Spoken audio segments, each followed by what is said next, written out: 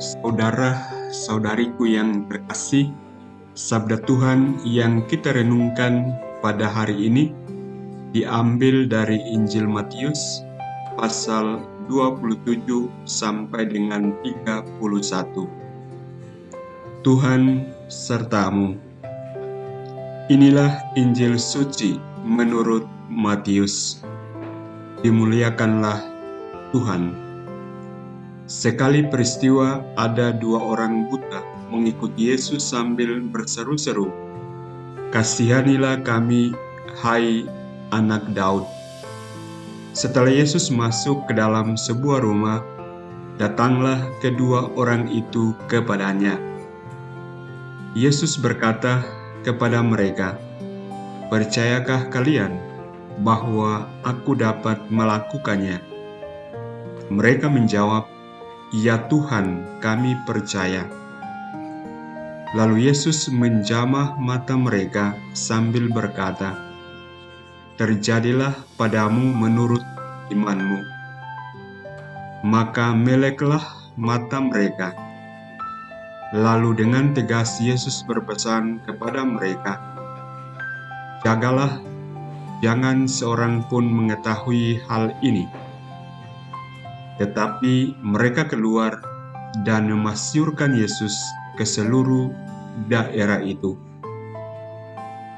Demikianlah sabda Tuhan. Terpujilah Kristus. Saudara-saudariku yang terkasih,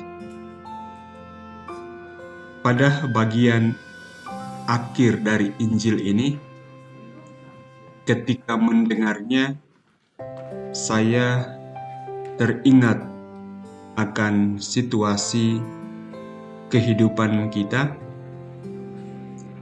di dunia media sosial.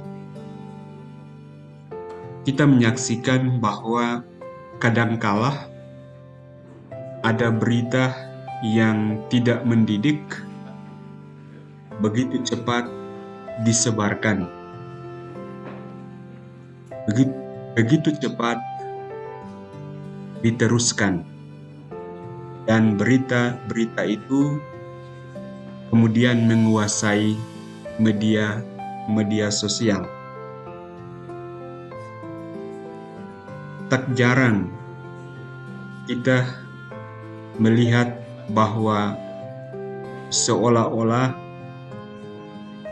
orang begitu menyukai berita-berita seperti itu. Informasi-informasi yang tidak mendidik disebarkan begitu saja. Ada juga informasi, berita, kisah-kisah yang bersifat rasis dan beragam kisah negatif lainnya begitu kuat di media sosial kita. Pada hari ini kita mendengarkan kedua orang yang disembuhkan oleh Yesus melihat realitas kenyataan mereka yang telah disembuhkan. Mereka kemudian mau dengan suka hati, dengan penuh sukacita, dengan penuh kegembiraan mewartakan apa yang mereka alami, apa yang mereka rasakan. Walaupun sebelumnya Yesus dengan tegas melarang mereka.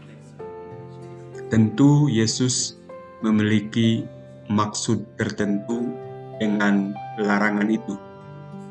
Akan tetapi saya mengajak kita untuk melihat bagaimana posisi dua orang yang disembuhkan ini. Mereka setelah mengalami sukacita, kegembiraan karena disembuhkan, mereka tidak mau keadaan mereka itu tidak diketahui oleh orang lain, terutama dia yang telah menyembuhkan mereka harusnya diwartakan. Berita sukacita ini harus diwartakan. Begitulah saudara-saudariku yang terkasih, harusnya yang mewarnai, yang menguasai media sosial kita, yang menguasai siaran-siaran, yang menguasai berita-berita di dunia media sosial kita, haruslah hal-hal yang positif, hal-hal yang membuat orang lain semakin menjadi manusia. Oleh karena itu, bagi kita semua yang terlibat di dalam dunia sosial, media sosial, pada hari ini kita semua diajak untuk menguasai media sosial dengan buatlah berita-berita yang positif, yang bisa memberikan sumbangan, bisa memberikan kontribusi kepada siapapun, terutama kisah-kisah positif yang kita temukan di dalam kehidupan kita. Jangan sampai media sosial dikuasai oleh berita-berita yang tidak mendidik, yang negatif, yang membuat kemanusiaan semakin terluka. Kuasailah media sosial dengan hal-hal positif yang bisa membantu orang lain untuk semakin menjadi manusia.